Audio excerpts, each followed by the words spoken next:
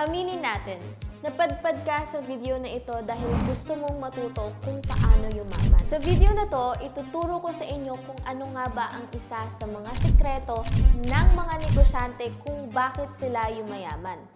Ano nga ba itong sekreto na to? Through importation.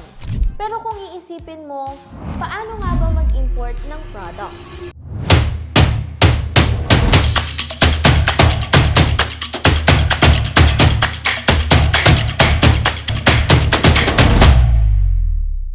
Here's the thing. Kaya halos lahat ng mga negosyante dito sa Pilipinas ay yumayaman dahil nakukuha nila yung products nila ng mas mura. Yung tipong kahit ibenta nila sa inyo yung products ng mas mura, okay lang sa kanila, hindi sila mangangamba dahil malaki pa rin ang balik sa kanila. Kung familiar ka sa Alibaba, Taobao, 1688 or AliExpress, actually, yun na yun. Mas madali talagang makahanap ng products by checking these websites or apps. Pag nakahanap ka na ng products, pwede mo nang i-message si supplier para naman sa negotiation ng price and quantity ng bibilhin mo sa kanila. And at the same time, pwede nyo na rin pag-usapan ang iba pang details kagaya ng payment and delivery. Pag nagkasundo na kayo ni supplier sa price at quantity ng products na bibilhin mo sa kanya, pwede mo na siyang bayaran. Ang gagawin mo lang ay manghihingi ka sa kanya ng payment link.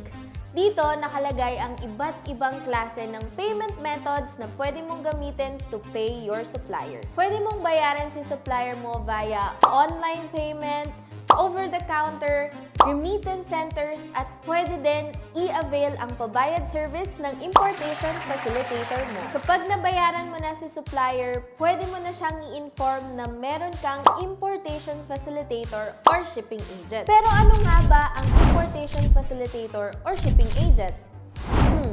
Sila lang naman ang tutulong sa'yo kung paano mo i-import ang products mo from China to the Philippines. Katulad ni StratQuad. Pwede mo silang i-message para sabihin sa kanila na meron ka ng supplier sa China.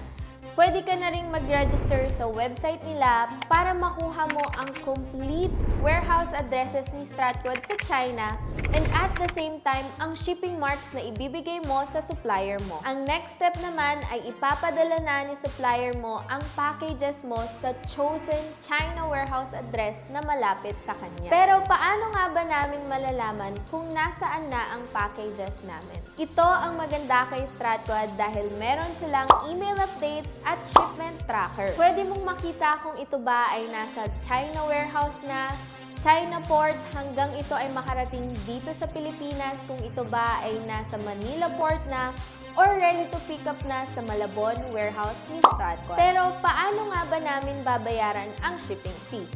Kapag dumating na ang packages mo sa Malabon warehouse ni StratQuad, dito ka palang makaka-receive ng billing invoice. Sa billing invoice nakalagay kung magkano ang total na babayaran mo sa shipping fee ni StratQuad. Huwag kang mag-alala dahil si StratQuad din ang magbibigay sa'yo ng instructions kung paano mo babayaran ang shipping fee mo kay StratQuad. O diba, madali lang mag-import ng products through StratQuad. Hindi lang yan dahil one valid ID lang ang requirement nila. Ito ang sikreto ng mga negosyante kaya sila yumayaman dahil nag-i-import sila ng products from China to the Philippines.